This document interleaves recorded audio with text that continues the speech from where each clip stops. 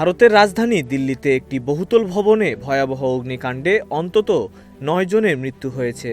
রবিবার ভোরে বিবেক বিহার এলাকার চারতলা একটি ভবনে এই দুর্ঘটনা ঘটে।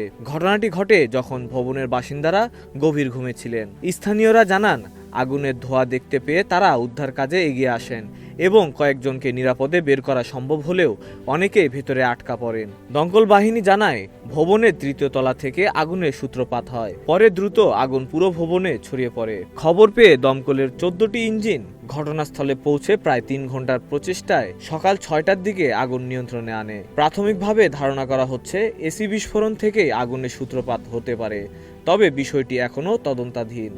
প্রত্যক্ষদর্শীরা জানান, আগুন লাগার আগে জোরালো বিস্ফোরণের শব্দ শোনা যায়। আহতদের হাসপাতালে ভর্তি করা হয়েছে এবং উদ্ধার অভিযান এখনও চলছে।